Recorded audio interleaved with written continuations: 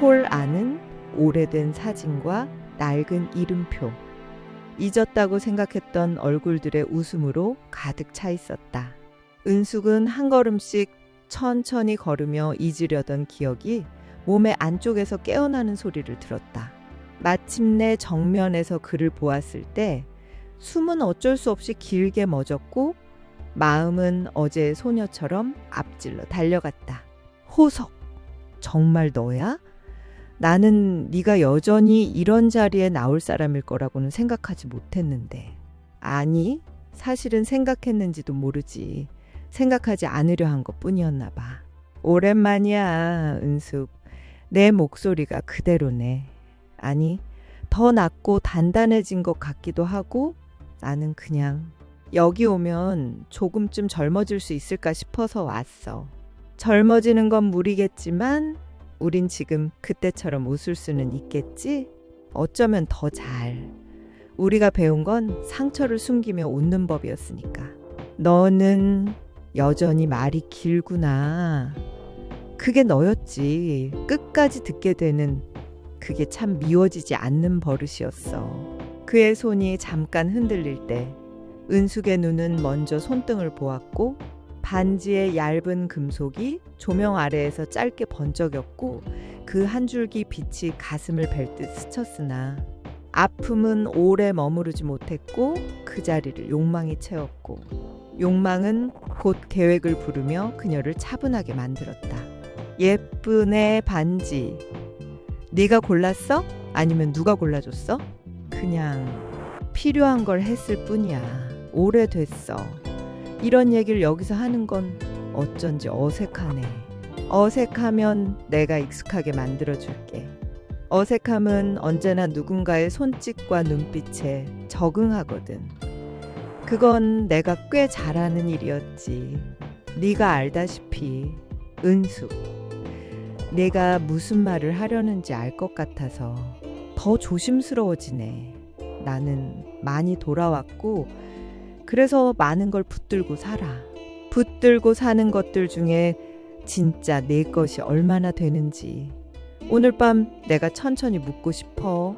가볍게.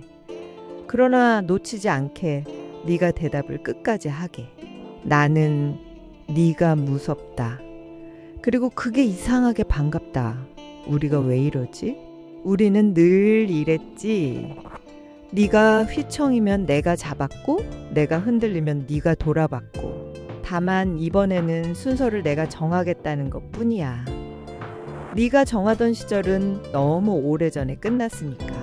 사람들이 한 번씩 웃고 누군가 옛 노래를 흥얼거리고 누군가 연락처를 적는 동안 두 사람의 대화는 길어졌고 시간은 배경으로 밀려났고 은숙은 호석이 여전히 자신이 던지는 질문의 끝을 기다리는 사람이라는 사실을 확인했고 기다리는 사람은 흔들리는 사람이라는 사실 또한 확인했고 확인이 끝나자 결심은 형태를 가졌다.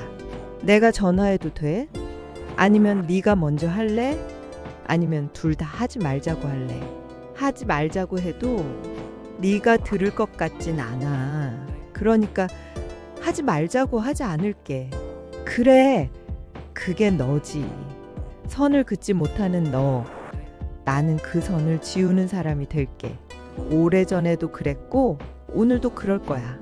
은숙, 네가 지금 무슨 걸음을 때려는지 나는 알면서 모르는 척하고 싶은데 그게 그렇게 쉬운 일이 아니라는 걸 또 알아버렸네. 쉬운 건 중요하지 않아. 아름답거나 뜨겁거나 반드시여야 해. 나는 반드시에서 사는 사람이야. 그러니 나를 꼭 잡아.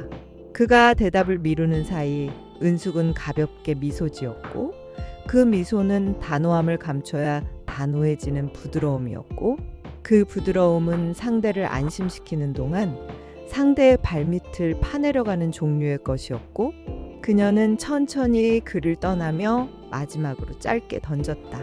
내일 오후 네가 예전 하굣길에 서 있던 은행나무 기억하니? 그곳에서 15분만 서 있어. 내가 올지 안 올지 너는 이미 알고 있을 테니까. 은숙, 그러지 말자. 제발 그러지 말자. 나는 그래. 그리고 네가 그러지 말자고 말하는 시간이 우리가 거기로 가는 시간이라는 걸 너도 알지. 집으로 돌아오는 길에 그녀는 휴대폰을 꺼내 오래된 사진을 한 장 꺼냈고 그 사진 속의 소년과 소녀는 서툴고 솔직했으며 뒤로 젖은 가을빛이 흐르고 있었고 그녀는 그 사진을 화면에 띄운 채 한 줄을 썼다. 우리는 여기서 멈췄고 나는 여기서 다시 시작하려 해. 내가 멈춘 채 살아온 모든 해를 내가 움직여 줄게. 그러니 내일. 그 메시지를 보내지 않고 저장하고 지우기를 반복하며 그녀는 오래된 친구에게 전화를 걸었고 그 친구는 동창회에서 혜정의 연락처를 들고 나간 사람 중 하나였으며 세상은 늘 생각보다 작은 원으로 닫히기 마련이어서 수화기 너머의 목소리는 반가움과 경계가 섞여 있었고 은숙은 반가움만 남기고 경계를 지원했다. 영숙, 나야. 오늘 너무 반가웠다. 다들 표정이 좋더라. 혹시 혜정 번호 있으면 전달해 줄 수 있어? 우리가 다 같이 모임 공지도 해야 하고 내가 연락을 좀 맡으면 좋을 것 같아서. 은숙, 넌 여전하네. 금방 중심을 잡아버리네. 번호는 있는데 혜정이는 좀 까칠해. 조심해. 까칠한 건 예의의 다른 얼굴이지. 나는 예의를 잘 알아. 그러니 걱정 말고 보내줘. 우리가 나이 들수록 물건 떨어뜨리는 일이 많아지는데 관계의 끈은 덜 떨어뜨리도록 해보자. 번호가 도착하자 그녀는 잠깐 숨을 고른 뒤 아주 짧고 따뜻한 인사말을 보냈고 인사는 무해해야 효과가 있었고 무해한 척해야 의심이 자지러졌고 의심이 자지러지면 문이 열리는 법이었다. 혜정님, 오늘 자리에서 인사 못 나눠 아쉬웠어요. 동창 모임 정리 중인데 연락처 확인차 먼저 인사드립니다. 언제 차 한잔 할 여유 있으시면 그 시절 이야기 조금 나누고 싶네요. 저는 은숙이라고 합니다. 그리고 그녀는 또 다른 대화창을 열어 호석에게는 조금 다른 어조로 한 줄을 남겼다. 너의 반지는 예뻐. 그러나 너의 눈은 더 예쁘더라. 반지는 다들 보지만 눈은 나만 본다. 그것으로 충분해. 밤이 깊어질수록 그녀의 말은 더 길어졌고 길어진 말은 더 느린 숨으로 읽혀야 했고 느린 숨으로 읽힌 말은 더 오래 몸에 남았고 남은 것은 다음 날의 행동이 되었고 행동의 모양을 잃지 않으려면 지금의 결심을 녹슬게 하지 말아야 했고 그래서 그녀는 마지막으로 자기 자신에게 말했다. 나는 기다리지 않을 거고 나는 구걸하지 않을 거고 나는 가져올 것이며 나는 지킬 것이며 나는 미안해하지 않을 것이다. 왜냐하면 내 사랑은 정당하지 않아도 내 욕망은 적어도 솔직하니까. 그때 전화가 울렸고 이름이 뜨는 순간 그녀는 짧게 웃었고 호석이었다. 은숙, 지금은 늦었지? 그런데 내가 보낸 말이 내 머릿속에서 사라지질 않아. 나는 어떻게 해야 하지? 하루만 더 늦게 물었으면 대답이 달랐겠지만 오늘 물었으니 대답은 하나야. 내일 나와. 그리고 미안해하지 마. 미안해하는 사람은 늘 약한 사람이고 약한 사람은 결국 배신을 택하니까. 우리는 약하지 말자. 배신을 택하지 말자. 대신 선택을 하자. 그 선택이 누군가에겐 배신이야. 누군가의 전체는 언제나 또 다른 누군가의 일부였고 우리는 죄를 나눠 가질 수 있어. 그러니 내일은 나와. 그가 아무 말도 하지 않고 끊었을 때 침묵은 동이었다. 침묵이 아니었다면 반박이 왔을 테니까. 그녀는 미소를 오래 유지한 채 거울을 보았고 거울 속의 얼굴은 오래 갈고 닦은 칼처럼 번들거렸고 그녀는 스스로를 칭찬하듯 낮게 말했다. 잘해. 아주 잘하고 있어. 이번에는 내가 결말을 쓰는 사람이 될 거야. 아무도 내 손에서 빼앗아가지 못하게. 새벽이 닿기 직전 혜정에게서 답이 도착했고 글자는 예의 바르고 건조했으며 건조함은 종종 틈을 의미했고 틈은 곧 길이었다. 연락 고맙습니다. 바쁘지만 시간 한번 내보죠. 다음 주 화요일 오전 어떠세요? 좋아요. 화요일 오전 당신이 아끼는 카페에서 당신이 편한 자리에서 나는 손을 빈 채로 갈 것이고 마음도 빈 채로 갈 건데 비어있는 것들이 얼마나 위험한지 당신은 아직 몰라.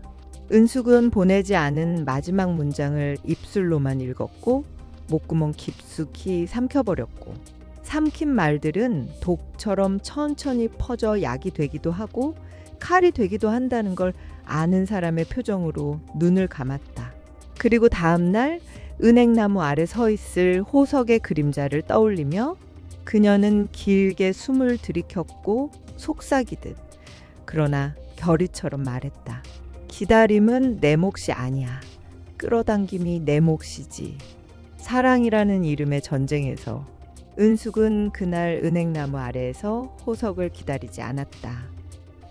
기다림은 약자의 미덕이라 생각했고 그녀는 약자의 길을 택하지 않겠다고 이미 결심했기 때문이다. 대신 그녀는 예정된 시각보다 훨씬 늦게 걸음을 옮겨 나무 아래에 서 있는 호석을 바라보았고 그의 얼굴에 서린 지친 흔들림이 자신에게 주어진 가장 강력한 무기가 될 거라는 걸 직감했다. 오랜만이네. 내가 여기 서 있을 줄 알았어. 기다리는 내 모습은 옛날 그대로야.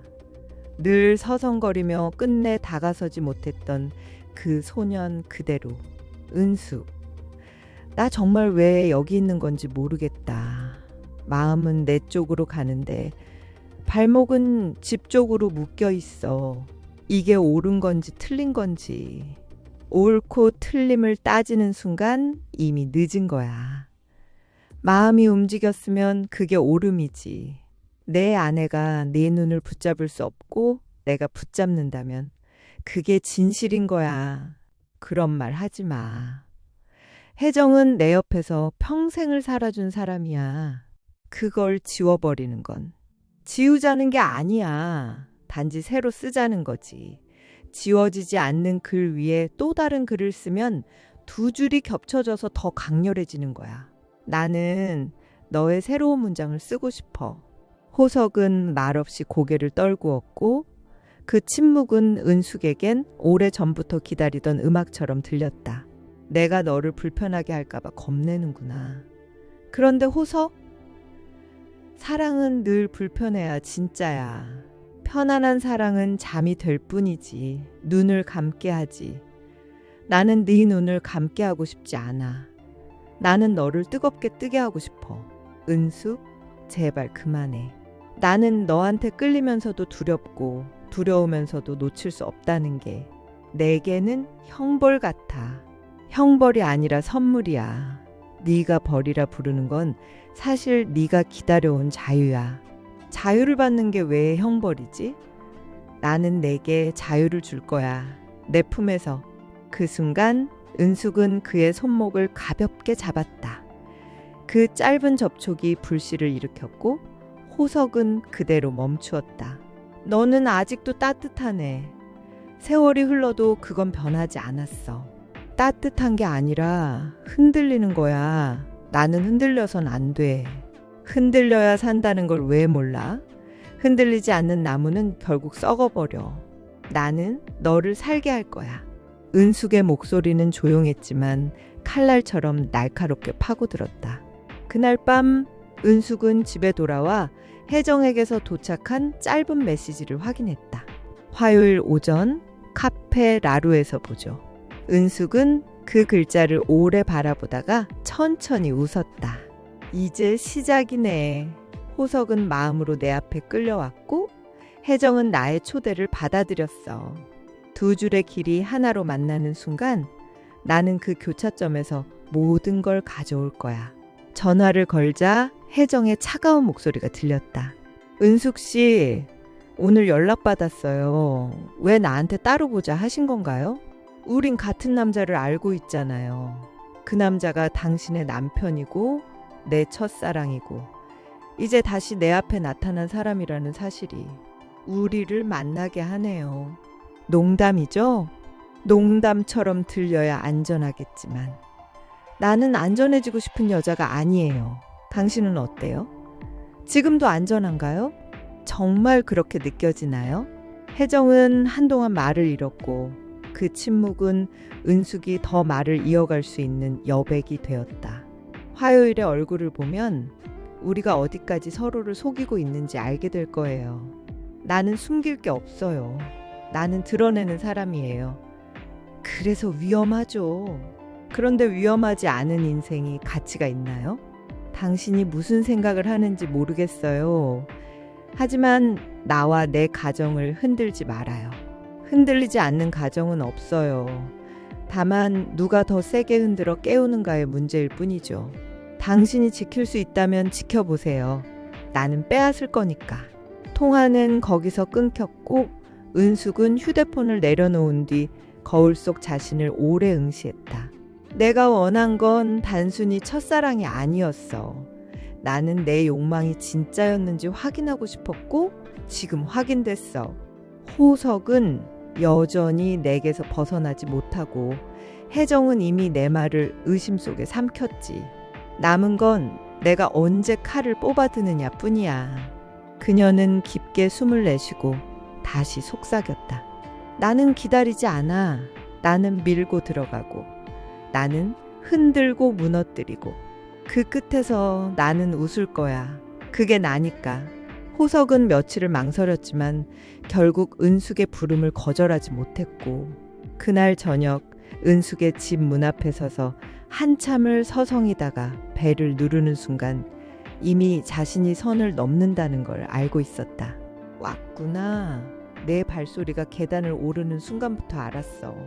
어쩐지 예전처럼 가볍지가 않았지.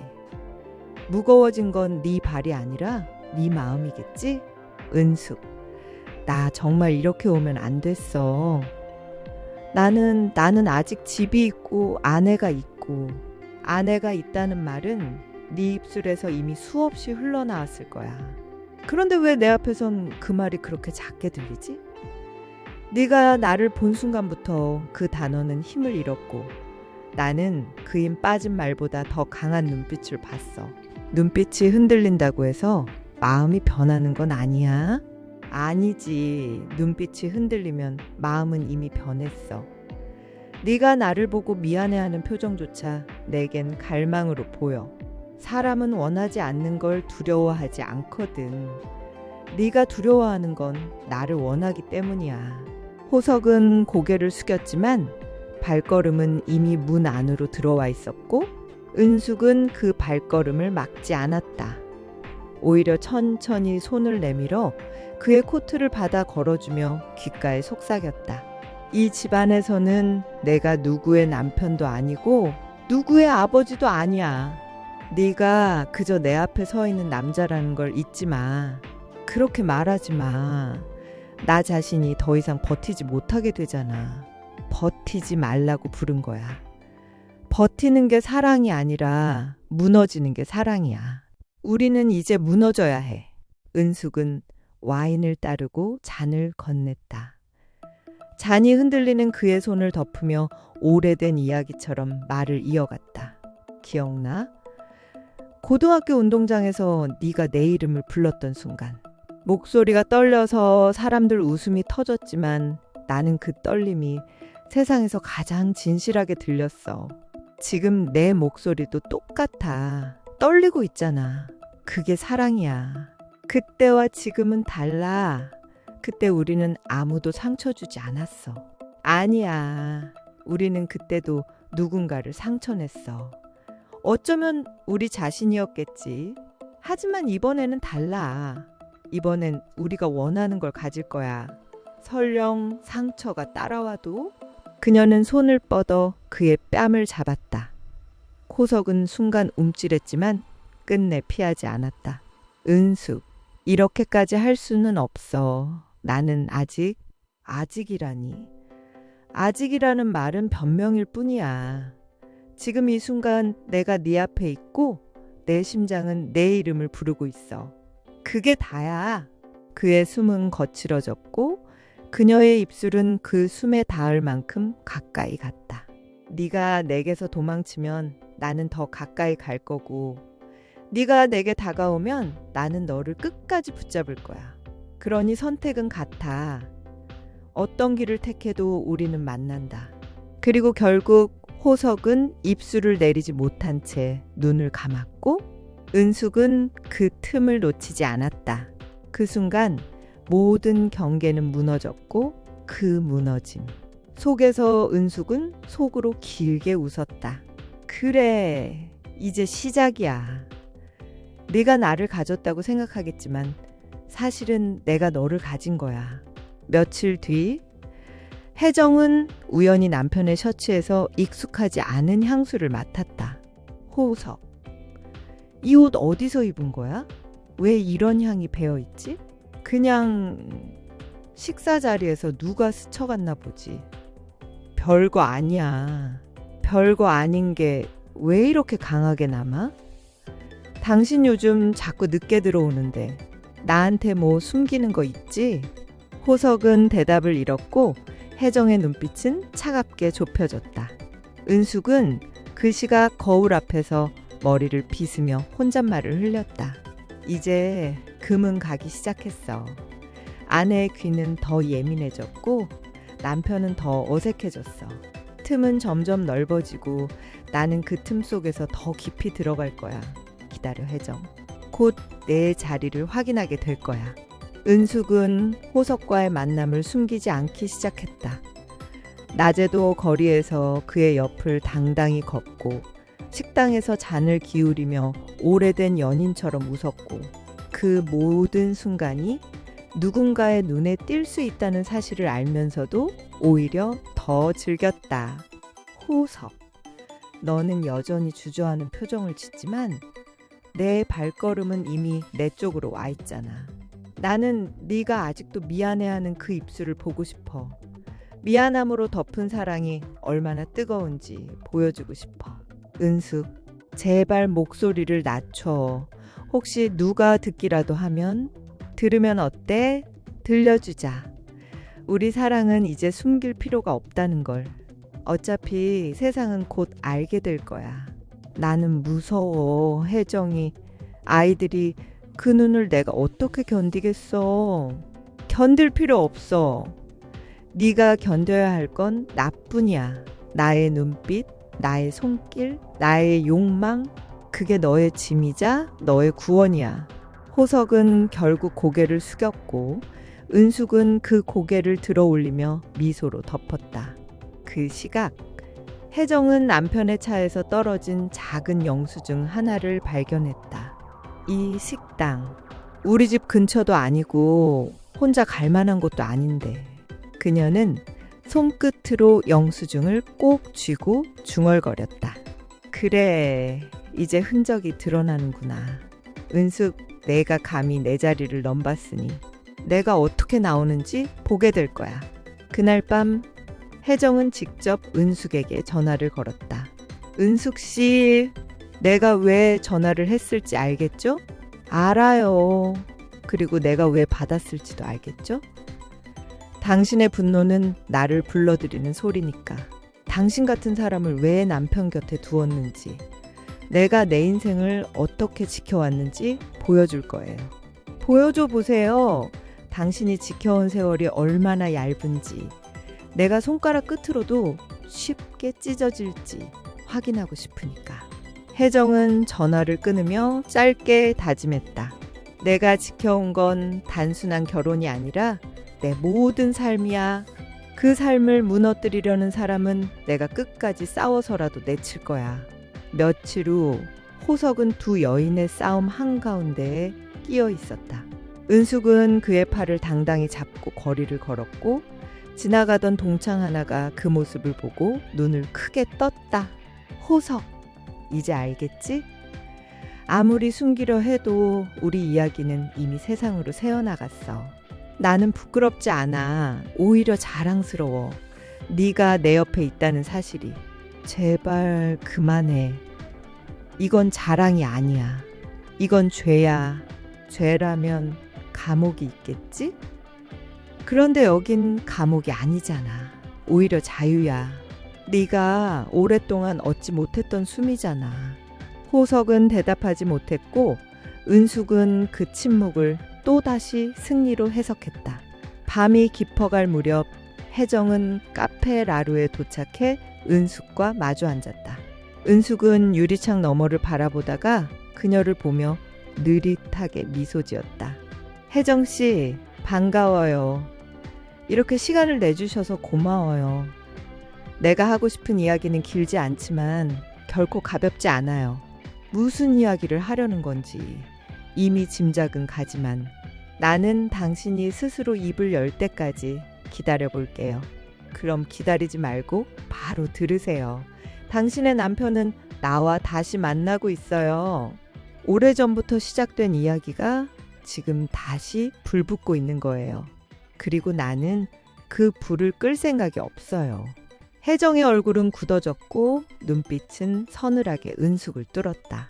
은숙은 그 눈빛마저 즐기는 듯 가볍게 웃었다. 이제 당신이 어떤 여자가 되는지 지켜볼 수 있겠네요. 지켜만 볼지, 맞서 싸울지, 혹은 포기할지.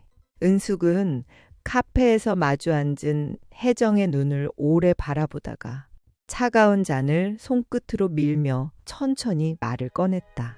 당신은 아마도 오늘 내 입에서 나올 말을 미리 상상했겠죠? 남편을 빼앗아 가려는 여자의 뻔한 선언이라고 생각했겠지만 나는 단순히 뺏으려는 게 아니라 이미 빼앗아 버린 사람이라는 걸 말하려는 겁니다. 혜정의 눈썹이 잠시 떨렸고 그 떨림은 분노와 두려움이 뒤섞인 색이었다. 은숙 씨, 내 남편이 흔들린 건 사실일지 몰라요. 하지만 흔들림이 곧 무너짐은 아니에요. 당신 같은 사람에게 내 자리를 내줄 생각은 추호도 없으니까. 자리를 내주지 않아도 돼요. 나는 자리를 만들어 버릴 테니까. 당신이 지키려는 건 벽 같은 거예요. 나는 그 벽을 흔들어 금을 내고 결국은 무너뜨릴 거예요. 그게 얼마나 오래 걸릴지는 중요하지 않아요. 내가 지켜낸 세월은 40년이에요. 그 세월 앞에서 당신의 욕망은 얼마나 버틸 수 있을까요? 세월이 쌓아둔 건 무게일 뿐이죠. 무게는 언제든 짓눌릴 수 있어요. 지금 당신의 남편은 그 무게에 짓눌려 숨을 못 쉬고 있잖아요. 나는 그 숨을 열어주는 사람이에요.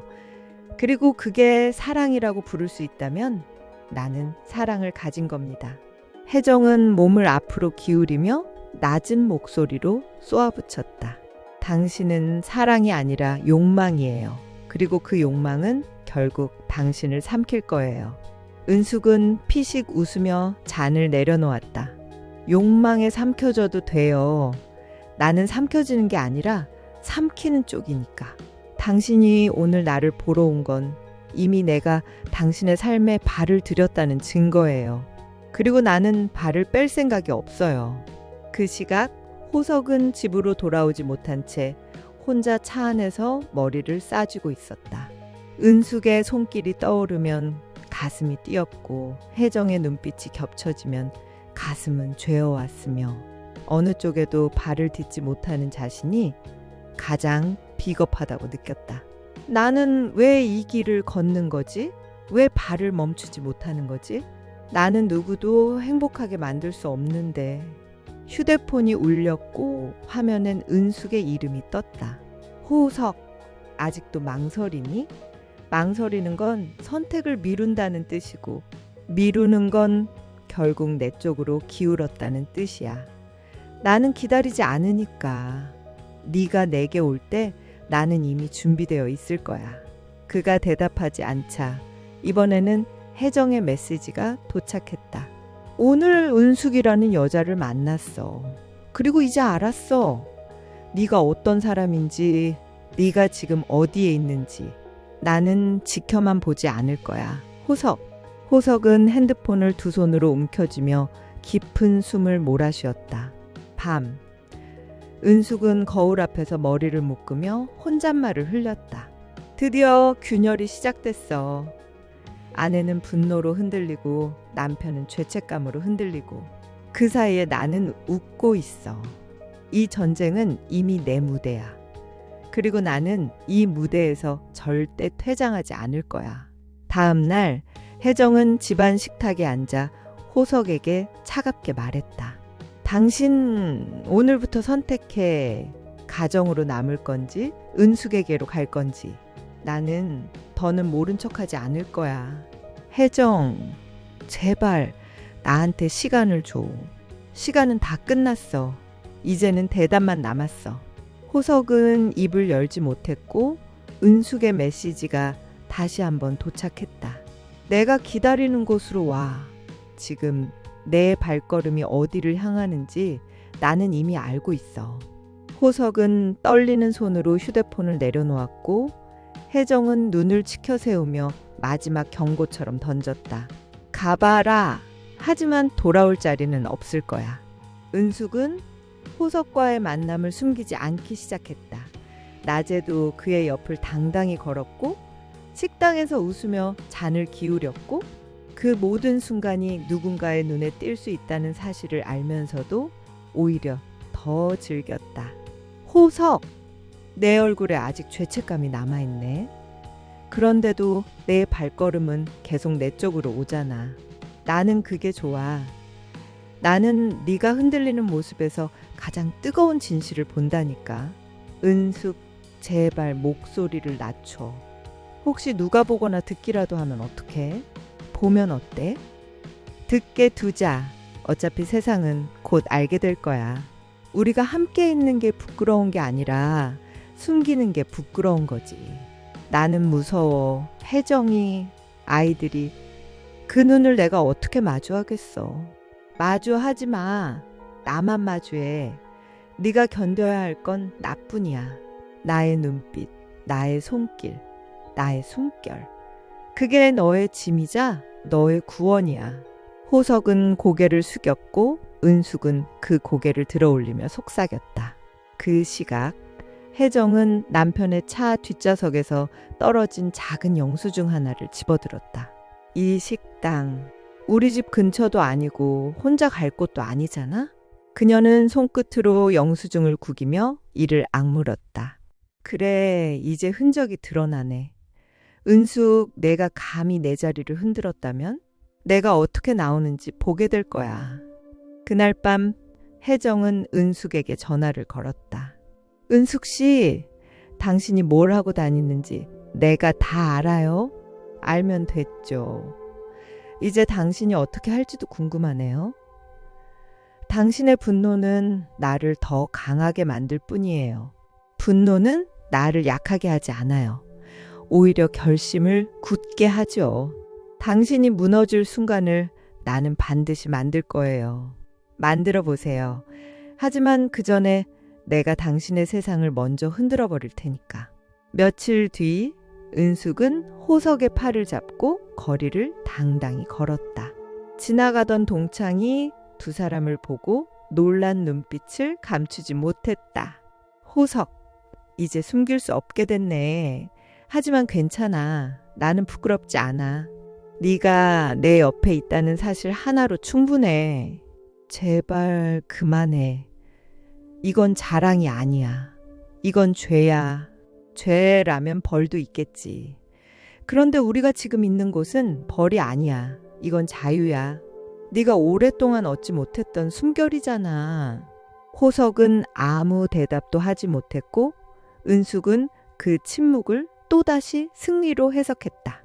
밤, 혜정은 누군가에게서 봉투 하나를 건네받았다.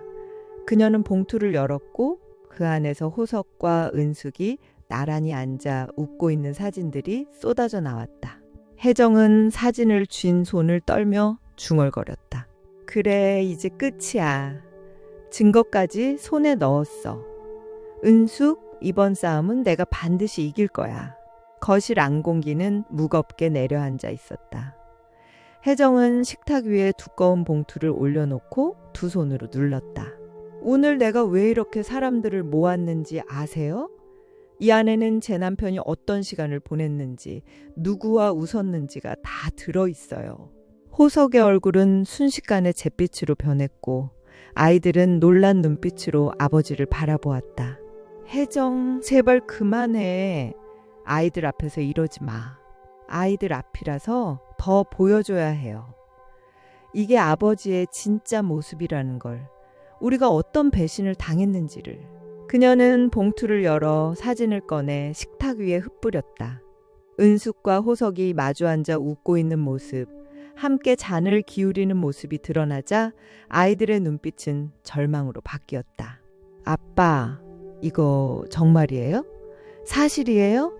호석은 아무 말도 하지 못했고 그 침묵이 오히려 대답처럼 들렸다.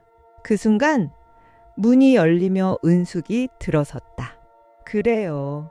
다 사실이에요. 나는 호석을 사랑했고 지금도 사랑해요. 그게 배신이라고 부르면 상관없어요. 하지만 내겐 진실이에요. 혜정은 벌떡 일어나 외쳤다. 뻔뻔하기는. 당신이 감히 이 집까지 들어오다니. 아직도 부끄럽지 않아요? 부끄러움은 사랑을 막을 수 없어요. 나는 이미 당신 남편을 가졌고 그의 마음은 내 쪽에 있어요. 당신은 빈 껍데기만 붙잡고 있는 거예요. 거짓말 하지 마.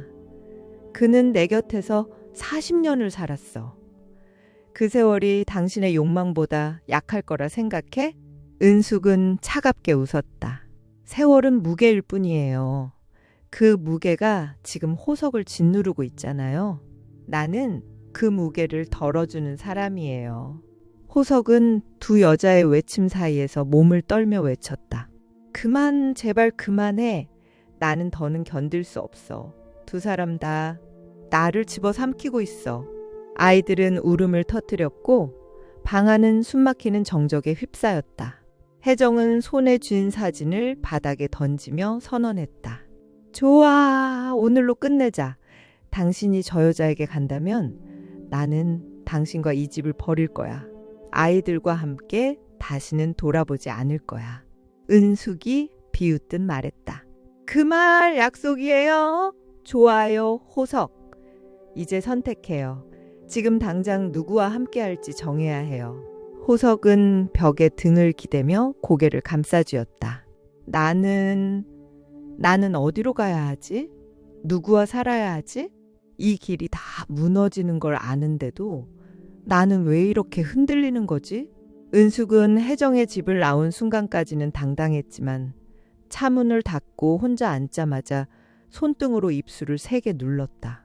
그 눈빛. 단순한 아내의 분노가 아니었어. 40년이란 벽이었지. 하지만 벽이면 무너뜨리면 돼. 나는 벽을 부숴본 적이 있으니까. 그녀는 휴대폰을 들어 전화를 걸었다. 호석, 오늘 밤은 네가 나와야 해. 아니면 나는 더는 참지 않아. 잠시 뒤 그의 떨린 목소리가 들려왔다.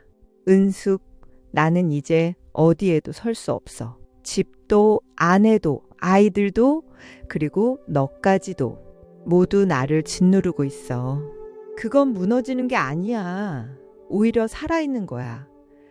네가 두려워하는 건 내가 아니라 자유야. 자유를 두려워하는 게 얼마나 어리석은지 알아? 네가 나에게 오면 그 두려움은 사라져.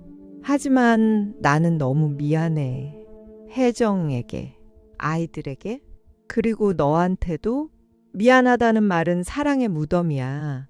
미안함으론 아무것도 지킬 수 없어. 그러니 그 말은 하지 마. 나한테 와. 나는 널 기다리지 않아. 나는 널 당겨와. 호석은 대답을 잃었다. 그의 침묵은 은숙에게는 또다시 동의처럼 들렸다. 그 시각 혜정은 거실에 홀로 앉아 사진들을 흩어놓았다. 사랑이라고 했지? 돌려받은 거라고 했지? 하지만 내가 살아온 40년은 돌려받을 수 없어. 나는 그 시간을 내 손으로 쌓았고 내 손으로 지켜왔어. 그걸 무너뜨리려 한다면 나도 내 손으로 싸울 거야. 딸이 다가와 두려운 눈빛으로 물었다. 엄마, 아빠랑 무슨 일이에요? 왜 이렇게 무서운 얼굴이에요? 혜정은 아이를 끌어안으며 억지로 미소를 지었다. 아무 일도 아니야. 엄마가 다 지킬 거야. 너는 걱정하지 마. 하지만 기억해. 아빠는 지금 길을 잃었어. 우리가 잡아줘야 하는 건 집이야. 사랑이 아니라 집이야. 호석은 차 안에서 머리를 감싸진 채 눈을 감았다. 나는 왜 이렇게 무력하지? 왜 아무것도 선택하지 못하지? 아내도 잃고 아이들도 잃고 은숙조차 내게선 웃지 못할 거야. 나는 이제 남편도 아버지도 연인도 아닌 그저 죄인일 뿐이야. 그는 휴대폰을 들어 혜정에게 전화를 걸까 하다 망설였고 은숙의 이름을 눌렀다가 다시 꺼버렸다. 나는 누구에게도 갈 수 없어. 하지만 어딘가로는 가야 해. 이 밤은 끝내야 하니까. 은숙은 거울 앞에서 붉은 입술을 길게 바라보며 웃었다. 후퇴는 없어. 혜정이 무슨 반격을 준비하든 나는 더 세게 나갈 거야. 호석은 이미 내 손 안에 있어. 설령 도망치려 해도 나는 다시 끌어올 거야. 결국 마지막에 웃는 건 나일 수밖에 없어. 새벽녘, 혜정은 사진을 다시 봉투에 넣으며 낮게 다짐했다. 좋아. 이제는 싸움이 아니라 전쟁이야.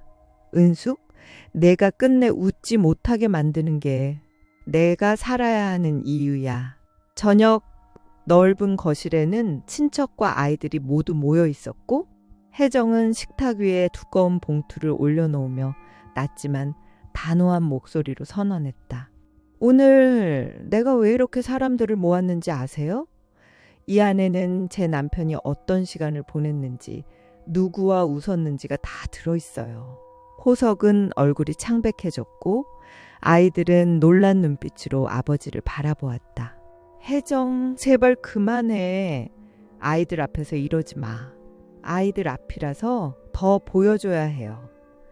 이게 아버지의 진짜 모습이라는 걸, 우리가 어떤 배신을 당했는지를. 그녀는 봉투를 열어 사진을 모두 꺼냈고 식탁 위로 흩어졌다.